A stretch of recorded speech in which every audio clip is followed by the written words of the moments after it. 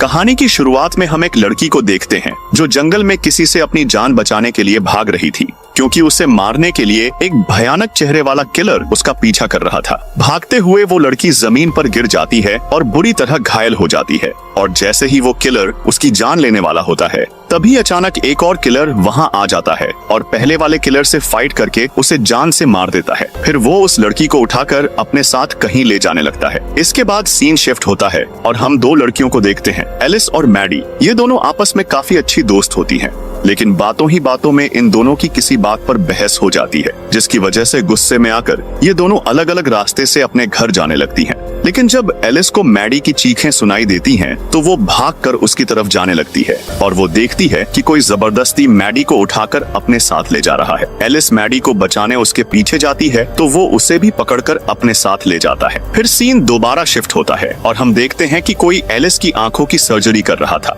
इसके बाद वो उसे एक ब्लैक बॉक्स में बंद करके सुनसान जंगल के बीच लाकर छोड़ देता है और फिर एलिस को होश में लाने के लिए बहुत ही तेज फ्रीक्वेंसी वाला साउंड प्ले किया जाता है, जिसकी आवाज से एलिस के सिर में बहुत तेज दर्द होने लगता है और वो ये आवाज बर्दाश्त नहीं कर पा रही थी, इसलिए वो तुरंत बॉक्स का गेट खोलकर बाहर निकल जाती है। बाहर आकर वो खुद को जंगल के बीच पाती है। फिर उसे याद आता है कि कल रात उसकी फ्रेंड को भी किसी ने किडनैप कर लिया था, तो शायद वो भी यहीं कहीं होगी। इसलिए वो अपनी फ्रेंड मैडी को आवाज लगाते हुए जंगल में उसे ढूंढने लगती है। तभी उसकी नजर जमीन में पड़ी एक इंसान की सड़ी गली लाश पर पड़ती है, जिसे देखकर एलिस डर के मारे जंगल में इधर उधर भागने लगती है। लेकिन अचानक से दो लड़कियां पीछे से आकर एलिस को पकड़ लेती हैं और उसे शांत करती हैं। असल में इन दोनों लड़कियों को भी किडनैप करके यहाँ पर लाया गया था। इनमें से रोज नाम की लड़की एलिस से पूछती है, क्या तुम्हारे पास फोन है? ये सुनकर एलिस भागकर उस ब्लैक बॉक्स के पास आती है जिसमें वो पहले बंद थी। लेकिन जब वो बॉक्स को चेक करती है तो उसे अपना फोन कहीं नहीं मिलता और फिर अचानक एलिस धीरे धीरे बेहोश होने लगती है। फिर जैसे ही वो बेहोश होती है, उसका माइंड किसी और आदमी के साथ स्विच हो जाता है, जो हाथ में एक्स लिए जंगल में घूम रहा होता है। इसका मतलब ये था कि एलिस बेहोश होने के बाद भी किसी और के जरिए सब कुछ देख पा रही थी। थोड़ी देर बाद जब एलिस को वापस होश आता है, तो वो देखती है कि रोज के साथ जो लड़की पहले यहाँ पर थी, अब वहाँ मौजूद नहीं है। रोज एलिस से पूछती है, तुम्हें अचानक से क्या हो गया था? तो एलिस उसे बताती है कि उसे एक डिसऑर्डर है, जिसकी वजह से उसे कभी भी अटैक आ सकता है और वो बेहोश हो जाती है। लेकिन यहाँ सोचने वाली बात ये है कि जब एलिस बेहोश थी, तो फिर भी वो सब कुछ कैसे देख पा रही थी जो कुछ भी वो किलर जंगल में देख रहा था। फिर ये दोनों लड़कियां अब जंगल से बाहर निकलने का रास्ता ढूंढने लगती हैं। थोड़ी देर चलने के बाद उन्हें एक और ब्लैक बॉक्स दिखाई देता है और उस बॉक्स के पास वही किलर घूम रहा था जिसके माइंड से एलिस पहले लिंक हुई थी। दोनों उसे देखकर तुरंत चुप हो जाती हैं। लेकिन अचानक एलिस फिर से बेहोश हो जाती है और एक बार फिर उसका माइंड किलर से लिंक हो जाता है। पर एलिस उस किलर के जरिए बेहोश होने के बाद भी सब कुछ देख पा रही थी कि वो धीरे धीरे बॉक्स की तरफ ही आ रहा है। जब रोज देखती है कि एलिस दोबारा बेहोश हो गई है, तो वो उसे वहीं छोड़कर अपनी जान बचाने के लिए वहाँ से भागने लगती है। लेकिन अब बहुत देर हो चुकी थी, किलर ने रोज को देख लिया होता है। वो अपनी एक्स उठाकर रोज की तरफ फेंकता है, लेकिन रोज बच जाती है और एक्स पेड़ में जाकर फंस जाती है। रोज पेड़ से एक्स निकालकर किलर पर हमला करने की कोशिश करती है, लेकिन वो किलर बहुत ही ज्यादा स्ट्रॉन्ग होता है। वो रोज को पकड़ लेता है और उसके फेस को आधा काटकर बुरी तरह जान से मार देता है और ये सब कुछ एलिस किलर के जरिए देख पा रही थी।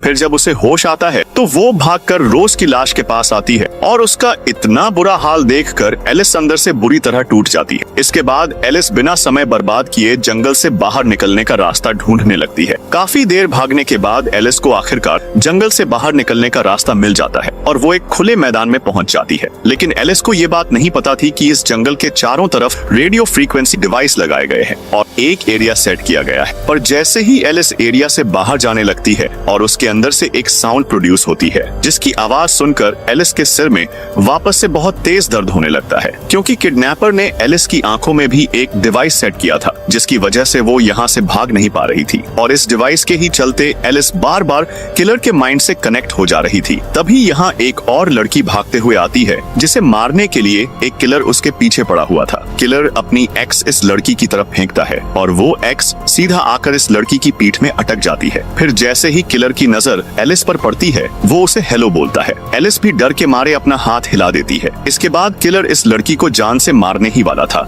जो कि उसे अपनी जिंदगी के लिए भीख मार रही थी। तभी अचानक से यहाँ पर एक और किलर भागता हुआ आ जाता है और इस किलर का नाम स्ट्रेच मैन होता है, जो सीधा एलिस को मारने उसकी तरफ आ रहा होता है। पर ये किलर स्ट्रेच मैन को एलिस को मारने से रोकता है और उससे फाइट करने लगता है। एलिस को ये बात समझ नहीं आती कि वो किलर उसकी जान बचाने की कोशिश क्यों कर रहा है। फिर एलिस मौके का फायदा उठाते हुए इस लड़की को अपने साथ दोबारा जंगल में लेकर आती है, और क्योंकि अब ये लड़की बहुत ज्यादा घायल हो चुकी थी कि वो ठीक से चल भी नहीं पा रही थी, इसलिए एलिस इस लड़की को एक बड़े से खोखले पेड़ के अंदर बैठाकर उसके ऊपर ढेर सारी सूखी लकड़ियां रखकर उसे छुपा देती है, ताकि कोई भी किलर उसे ढूंढ न सके। इसके बाद एलिस अपने छुपने के लिए कोई जगह ढूंढने लगती है। वहीं दूसरी तरफ हम स्ट्रेच मैन को देखते हैं, जिसने किलर को मार मार कर हरा दिया था और वापस उन लड़कियों को मारने के लिए जंगल की तरफ बढ़ता है, और वो जमीन पर गिरे हुए खून को फॉलो करते हुए उस लड़की को ढूंढ लेता है। फिर वो उसे घसीटकर एक पेड़ के पास लाकर बैठा देता है। ये लड़की लगातार स्ट्रेच मैन से रिक्वेस्ट कर रही थी कि प्लीज मुझे मत मारो, लेकिन स्ट्रेच मैन उसकी एक नहीं सुनता और वो इस लड़की के दोनों हाथों को उखाड़ने की कोशिश करने लगता है। इस तरफ एलिस को भी पिगमैन नाम का एक किलर ढूंढ लेता है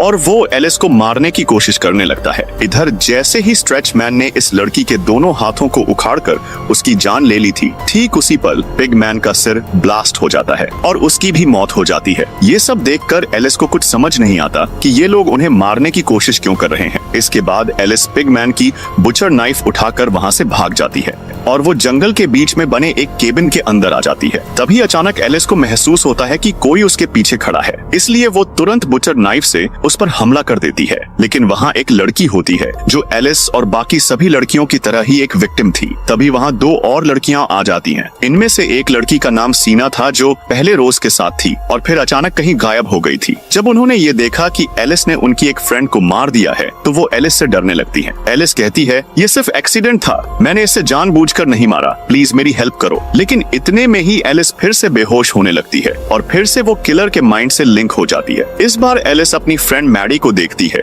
जिसे वो किलर छुपाने की कोशिश कर रहा था ताकि कोई भी उसे मार न सके। फिर जब एलिस को होश आता है तो वो देखती है कि सीना फिर से कहीं चली गई है और जो लड़की उसके साथ यहाँ पर आई थी वो एक कोने में छुपकर रो रही थी। एलिस इस लड़की को समझाती है कि देखो, मैंने जानबूझकर तुम्हारी दोस्त को नहीं मारा, ये मुझसे गलती से हुआ है। फिर जाकर ये लड़की रोना बंद करती है और एलिस को अपना नाम केनी बताती है। इसके बाद एलिस सोचने लगती है कि जब भी वो बेहोश होती है तो वो किलर के माइंड से कैसे लिंक हो जाती है। फिर एलिस को याद आता है कि जब उसे किडनैप किया गया था तब उसे एक बार होश आया था, तो वो शायद सर्जरी रूम में थी और किडनैपर उसकी आंखों के साथ कुछ कर रहा था। फिर एलिस सोचने लगती है कि अगर मेरी आंखों के साथ कोई छेड़छाड़ की गई है तो इसका मतलब यहाँ मौजूद सभी लड़कियों की आंखों के साथ छेड़छाड़ की गई होगी। इसलिए वो केनी की मरी हुई फ्रेंड की लाश से उसकी आंखें बाहर निकालने लगती है और ये देखकर केनी बहुत ही डर जाती है। फिर जैसे ही एलिस इस लड़की की आंखें बाहर निकाल लेती है तो वो देखती है उसमें कैमरा सेटअप किया गया है और अब तो एलिस को सारा मामला समझ में आ जाता है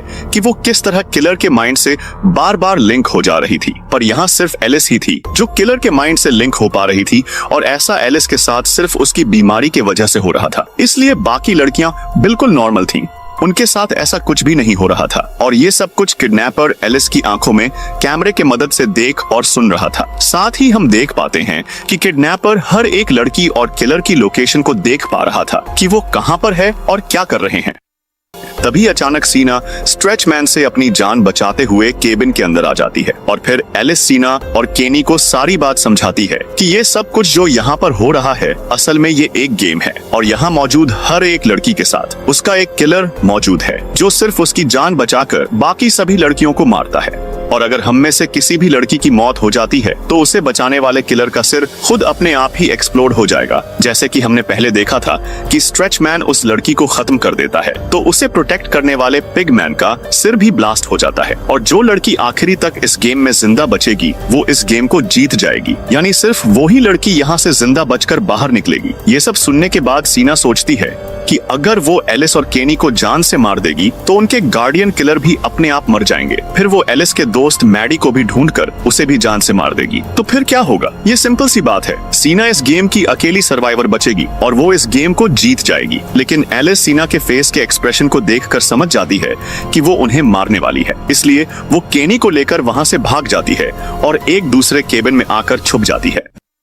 फिर जब उन्हें यह महसूस होता है कि स्ट्रेच मैन उनके केबिन के पास ही घूम रहा है और वो कभी भी अंदर आ सकता है, इसीलिए वो पीछे के रास्ते से बाहर भागने की कोशिश करती हैं। एलिस तो बड़ी ही आसानी से केबिन के बाहर निकल जाती है, लेकिन केनी का पैर लोहे की तारों में फंस जाता है और इस बीच स्ट्रेच मैन केबिन के अंदर आ जाता है और वो केनी को अपनी तरफ खींचकर उसे मारने लगता है। इसलिए एलिस पहले केनी को बचाने केबिन के अंदर आती है और वो स्ट्रेच मैन से फाइट करने लगती है। तो स्ट्रेच मैन केनी को छोड़कर एलिस का ही गला दबाने लगता है। एलिस की जान बचाने के लिए केनी स्ट्रेच मैन की उंगलियों को काट देती है, जिससे वो दर्द से तड़पने लगता है। फिर ये दोनों लड़कियां मिलकर स्ट्रेच मैन को जान से मार देती हैं। इस बीच एक और गार्डियन किलर वहां आ जाता है और वो जब स्ट्रेच मैन की लाश को देखता है तो वो डर कर यहाँ से भाग जाता है। वहीं हम सीना को देखते हैं जो जंगल में एलिस की फ्रेंड मैडी को ढूंढ रही थी ताकि वो उसे मार सके। एलिस सीना को ऐसा करने से मना करती है, लेकिन वो नहीं मानती है। केनी दूर से ही ये सब देख रही थी और यहाँ पर वही गार्डियन किलर आ जाता है जो कि पहले इनसे डर कर भाग गया था और वो केनी को मारने लगता है। असल में ये गार्डियन किलर सेना का था, पर जैसे ही एलिस का गार्डियन किलर सीना के सिर के 2 टुकड़े करके उसे जान से मार देता है तो दूसरी तरफ सीना के गार्डियन किलर का भी सिर ब्लास्ट हो जाता है और केनी की जान बच जाती है। इसके बाद एलिस बड़ी चालाकी से अपने गार्डियन किलर के हाथ से एक्स छीनकर उसे ही जान से मार देती है ताकि उसका ये गार्डियन किलर केनी और उसकी फ्रेंड मैडी को ना मार सके। फिर एलिस और केनी साथ मिलकर मैडी को भी ढूंढ लेती हैं और जब एलिस देखती है कि उसकी फ्रेंड बिल्कुल ठीक और सही सलामत है तो उसे बहुत खुशी होती है। लेकिन इनकी इतनी गहरी दोस्ती देखकर केनी को मैडी से जलन होने लगती है और इसीलिए वो मैडी को बुरा भला बोलने लगती है। तो इस पर एलिस केनी को अपना मुंह बंद रखने को बोलती है और तभी यहाँ पर एक और किलर आ जाता है और ये लास्ट किलर था जो कि मैडी का गार्डियन किलर होता है। उसने जानबूझकर मैडी को यहाँ पर छुपा दिया था और खुद भी छुपकर बाकी सभी लड़कियों के मरने का इंतजार कर रहा था ताकि वो इन्हें आराम से मारकर अपना मिशन कंप्लीट कर सके, वो भी बिना किसी मुश्किल के। तभी अचानक एलिस बेहोश हो जाती है और मौके का फायदा उठाकर केनी एलिस की फ्रेंड मैडी का गला काट देती है और उसकी मौत हो जाती है, जिसके वजह से उसके गार्डियन किलर का सिर भी ब्लास्ट हो जाता है। फिर जब कुछ देर बाद एलिस को होश आता है तो वो मैडी को मरा हुआ देखकर बहुत रोती है और एलिस केनी पर बहुत गुस्सा करती है। तो इस पर केनी कहती है, हम अब भी दोस्त हैं और तुम मुझे छोड़कर कहीं नहीं जाओगी। ये बोलकर केनी पागलों की तरह चीखते हुए जंगल में भागने लगती है। इसके बाद एलिस अकेले ही जंगल से बाहर जाने लगती है। फिर वो दोबारा रेडियो फ्रीक्वेंसी डिवाइस के पास पहुंच जाती है और वो खुद से अपनी लेफ्ट आई को नोचकर बाहर निकाल लेती है। फिर एलिस रेडियो फ्रीक्वेंसी डिवाइस को तोड़कर